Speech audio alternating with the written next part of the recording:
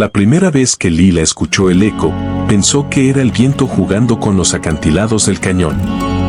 Estaba en la destartalada terraza de la cabaña que acababa de heredar, aquella que olía a polvo y recuerdos olvidados, y escuchó. El eco no repetía el final de sus palabras. Susurraba el principio. Ella dijo hola, al aire vacío. Un susurro tenue y melodioso flotó de vuelta desde las paredes de roca roja. Hola, ¿hay alguien? No era su voz. Era la de una niña. Elysian Bluff era un pueblo al que los mapas habían renunciado, un puñado de casas testarudas aferradas al desierto de Arizona. Lila había ido solo para vender, para cortar el último vínculo con el abuelo solitario al que nunca había entendido. La cabaña era su legado, junto con una sola nota críptica: el cañón no olvida. Escucha el eco. Encuéntrala a ella. Lo había descartado como el delirio de un anciano sucumbiendo al sol del desierto. Hasta ahora. Impulsada por un escalofrío que no tenía nada que ver con el aire de la tarde, Lila comenzó a investigar. En la decadente biblioteca del pueblo, los microfichas de 1982 revelaron una herida abierta. Una niña local, Sarah Myers, de 7 años con cintas en el pelo, había desaparecido durante un picnic con su familia en el mirador justo detrás de la cabaña de Lila. La versión oficial, un trágico resbalón. El misterio sin resolver, su cuerpo nunca apareció. El secreto del pueblo, enterrado en miradas esquivas y conversaciones repentinamente interrumpidas en la cafetería, era que el abuelo de Sarah, un hombre llamado Joseph Myers, había pasado 30 años buscando en el laberíntico cañón, convencido de que estaba viva en sus profundidades, hasta su muerte una década atrás. El nombre del abuelo de Lila era Joseph. No había sido un ermitaño. Había sido un guardián. Esa noche, el eco llegó sin que lo provocara. Lila se sentó paralizada mientras una voz espectral y diminuta, fina como cristal rajado, se filtraba por las paredes de la cabaña. Tengo frío. El hombre, con la sonrisa plateada, tomó el camino detrás de la piedra. Las palabras se disolvieron en estática. La sangre de Lila se heló. Esto no era un eco. Era una grabación, un fragmento de tiempo atrapado en la firma acústica única del cañón, una cinta natural de una tragedia. Y hablaba de un hombre. El nudo de la historia se convirtió en una arqueología desesperada del sonido. Lila, armada con una grabadora digital y una obsesión creciente, se convirtió en una cazadora de fantasmas a la inversa. Aprendió el ritmo del cañón. Al amanecer, cuando las capas térmicas cambiaban, capturaba súplicas susurradas. Al anochecer, grababa el tenue sonido de una niña cantando una canción infantil, una canción que, cuando investigó, era una nana local de principios de los 80, ya olvidada. Cada fragmento pintaba un cuadro más horroroso. Sarah no se había caído. La habían engañado. La sonrisa plateada era un puente dental que llevaba a un carismático fotógrafo itinerante llamado Elias Vance, que había pasado por el pueblo días antes de la desaparición y nunca fue considerado sospechoso. La investigación de Lila removió el sedimento de Elysian Bluff. El sheriff Dawson, que había sido ayudante en el 82, fue a verla. Su sonrisa era tan acogedora como una puerta cerrada. Algunas historias es mejor dejarlas tranquilas, señorita Reed. Por la paz de la familia. Pero la única familia era Lila, y ella no tenía paz.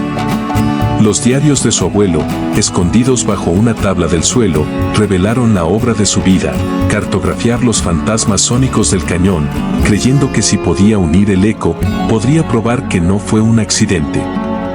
La última anotación era un garabato frenético: lo oí todo hoy. La verdad. Vance la llevó al antiguo pozo de la mina de plata. Él sigue aquí. Sabe que yo sé. La fecha era el día en que encontraron a su abuelo muerto al pie del acantilado, diagnosticado como un ataque al corazón. El suspense se enroscó más tenso que una serpiente de cascabel. Lila, ahora segura de que su abuelo había sido asesinado, llevó el diario y sus grabaciones a un amigo geofísico.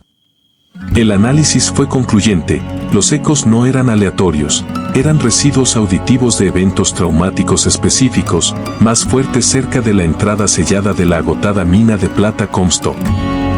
Elías Vance, el fotógrafo de la sonrisa plateada, no se había ido. Había escondido su crimen en la oscuridad.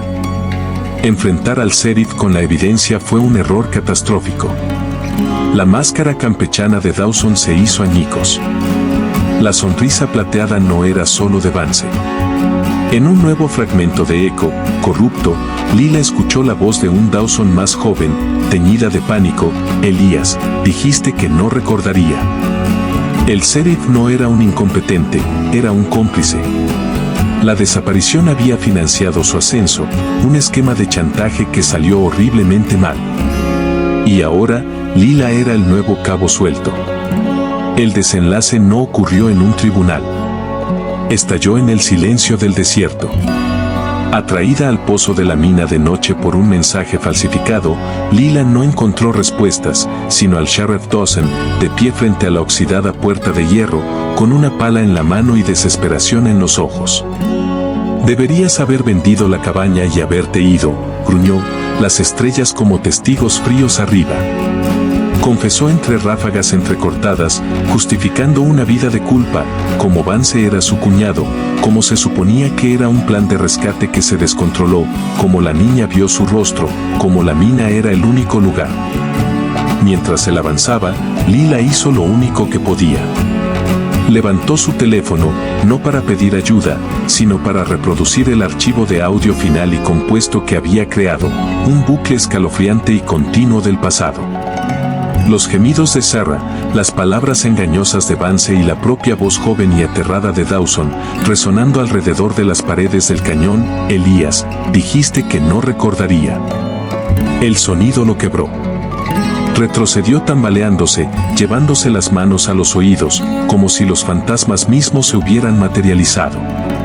«¡Que pare!», gritó. En su frenesí, su pie se enganchó en una viga podrida en la entrada de la mina. Hubo un gemido de madera antigua, un crujido de piedra, y el suelo cedió. Dawson desapareció en la garganta negra del pozo con un último grito que se desvaneció, tragado por el mismo secreto que había pasado una vida guardando. El silencio que siguió fue absoluto, más profundo que cualquier otro que Lila hubiera conocido. Luego, como satisfecho, el cañón ofreció un último eco, claro. No un susurro, sino un suspiro suave y gentil que sonaba como el alivio de un niño, seguido de dos palabras distintas que colgaron en el aire antes de disolverse en el desierto para siempre: gracias. El informe oficial habló del trágico accidente de un sheriff mientras investigaba pistas de un caso frío. El pozo de la mina, excavado, reveló dos conjuntos de restos. Uno, un pequeño esqueleto con un cinturón hecho jirones, finalmente descansando en paz. El otro, identificado como Elias Vance, con una bala de un revólver de servicio de 1982 en el cráneo.